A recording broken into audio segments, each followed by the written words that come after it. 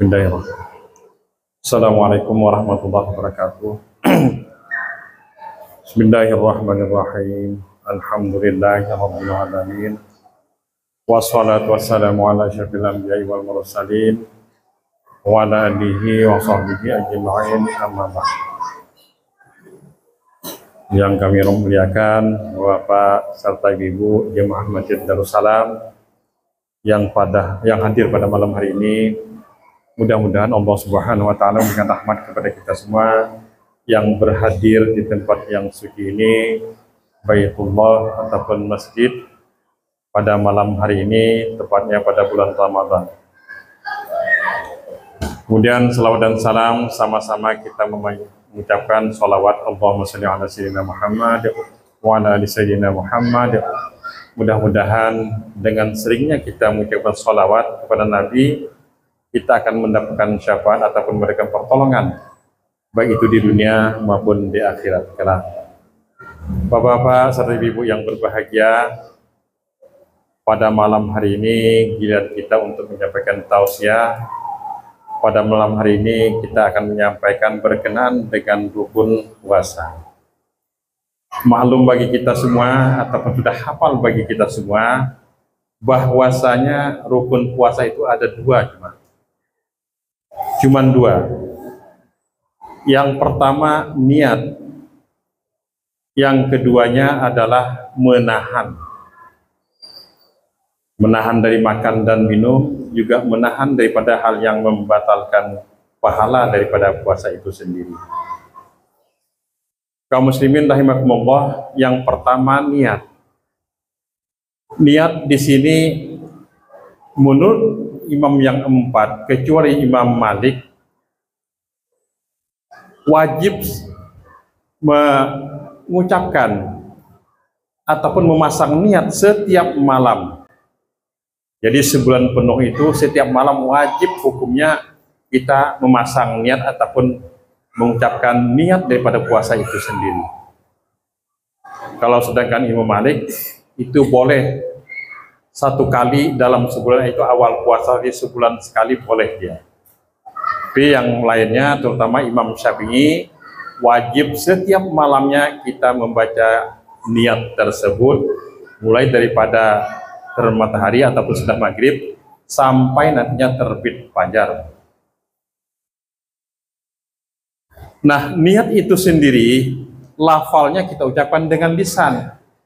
Nawaitu shauma ghadin, itu adalah lafalnya ila akhirih, sedangkan mahalluha, tempat niat itu sendiri adalah di hati.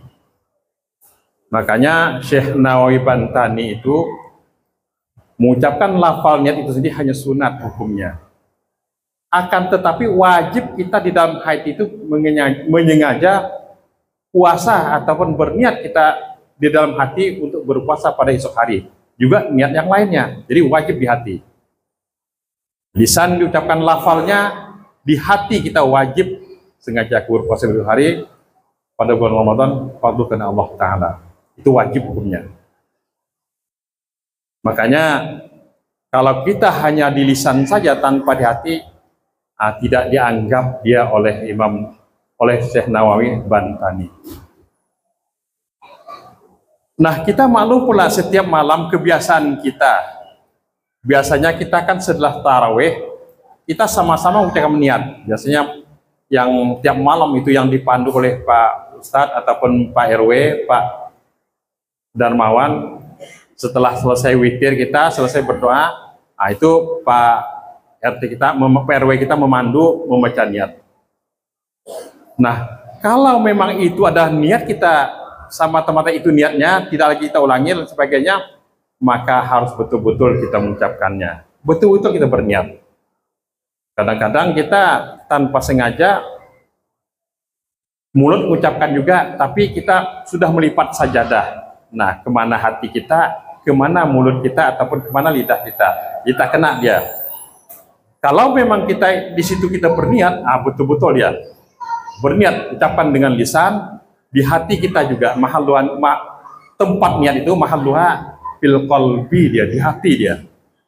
Nah, sekali lagi kami ingatkan bahwasanya Mari kita berniat dengan baik agar puasa kita, ibadah kita betul dan diterima oleh Allah Subhanahu wa taala. Sekali lagi, kalau niat diucapkan dengan lisan saja tanpa ada di hati kita, maka tidak ada niat tersebut. Sama dengan puasa yang lainnya. Sama juga zikir dia. Kalau kita berzikir, beribu-ribu kali kita berzikir astagfirullah umpamanya, subhanallah umpamanya, ataupun yang lainnya kita berzikir, hanya di lidah saja kita berzikir diucapkan, tanpa ada disapi dalam hati, maka tidak ada.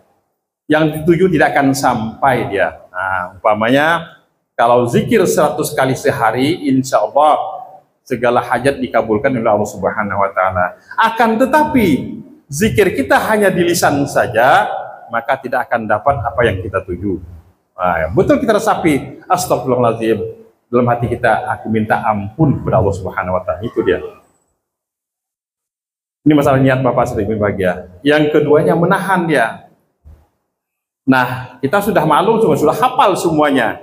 Mulai terbit fajar sampai ke terbenam matahari, wajib kita menahan makan dan minum. Sudah hafal kita semua. Yang membatalkan puasa juga hafal kita semua. Yang membatalkan puasa, ribah dia, kikir dia, dengki dan sebagainya, itu penyakit hati. Itu kita hindari agar pahala kita tidak hilang dia. Nah, di sini termasuk juga dia suudzon. Suudzon itu apa? Suudzon itu adalah berprasangka buruk kepada seseorang. Apa aja bentuk orang tuh kada baik aja kita kelihatan kita, kada baik aja sangka kita. Nah, itu juga termasuk yang tidak baik. Baik puasa maupun tidak puasa, suudzon itu paling berbahaya. Dari suudzon itulah maka timbul nanti bibit takabur, dengki, iri dan lain sebagainya. Itu hindari sekali suudzon kepada orang lain. Jadi sekali lagi, kalau kita selalu suudzon, maka akan dapat mudarat di dunia juga di akhirat kelak. Di dunia dibenci orang, dimusuhi orang, di akhirat kita mendapatkan dosa dan mendapatkan siksa. Contoh kecil sajalah, umpamanya setiap ada orang yang meninggal, maka ahli waris, keluarga ataupun tetangga datang ke masjid itu, datang ke pengurus. Pak, tolong umumkan si A meninggal. Pengurus tanpa selidiki kita pikir panjang lagi, langsung ke masjid umumkan, innalillahi wa inna ilaihi raji'un, telah berpulang ke rahmatullah si A bin si A pada pagi tadi dan lain sebagainya. Padahal Bapak, tidak semua orang itu mati itu kembali ke rahmatullah. Nah itu, kalau dia orang beramal, orang berpahala, maka kembalilah dia ke rahmatullah. Tetapi kalau dia itu orang berdosa, kembali kepada azabullah awalnya. Nah itu, jadi ingat saja lah. Jadi pengurus masjid itu tidak pernah menyelidiki siapa yang meninggal. Si Anu tak pernah mengumumkan innalillahi wa inna ilaihi raji'un, telah berpulang ke azabullah, tak pernah. Jadi berpasang baik saja pengurus itu. Semua diumumkan dengan baik. Semua diumumkan dengan kembali ke rahmatullah, kembali ke rahmat Allah. Jadi itulah sekali lagi, tidak semua orang yang meninggal itu kembali ke rahmatullah awalnya. Ke azabullah kalau dia itu berdosa, tak sholat, tak berzakat, selalu menyakiti orang lain. Nah inilah, bersedekah malas dan sebagainya. Itulah makanya mudah-mudahan kita semua kembali ke rahmatullah, meninggal semua. Nah, orang yang mendengar juga gitu, jangan seuzon. Kalau ada orang mengumumkan innalillahi wa inna ilaihi raji'un, telah kembali ke rahmatullah, tahu kita yang meninggal itu si Anu. Jangan pula apa kita berucap, iya juga kah. Padahal ya kan dosa sembahyang, dosa berzakat, kita aminkan sajalah. Amin, mudah-mudahan dia adalah kembali ke rahmatullah. Nah itu Bapak semua. Jadi semua kita berprasangka baik. Jadi pengurus masjid semua berprasangka baik. Tak pernah mengumumkan orang yang meninggal itu kembali diucapkan dengan kembali ke azabullah. Tak pernah dia. Semua kembali kepada rahmatullah. Kalau diumumkan dengan kembali ke azabullah, dimusuhi orang pengurus masjid tersebut. Itu celaka kan, celaka di dunia maupun di akhirat kelak. Jadi sekali lagi, kita yang mendengar yang mengumumkan tersebut, kita aminkan saja, mudah-mudahan dikembali ke rahmatullah. Kalau ada yang paham kan, iya juakah dan sebagainya, tertawa dan sebagainya. Nah, mudah-mudahan bahwa 1000 terutama bulan puasa ini, niat betul-betul kita jaga, hati betul-betul kita jaga, tidak dengki, tidak iri, tidak suuzon kepada orang lain sehingga membatalkan pahala puasa kita. Jadi sekali lagi, puasa ini sempurna dia apabila rukun yang 2 tadi kita jalankan dengan sebaik-baiknya. Lebih kurang mohon maaf. Wassalamualaikum warahmatullahi wabarakatuh.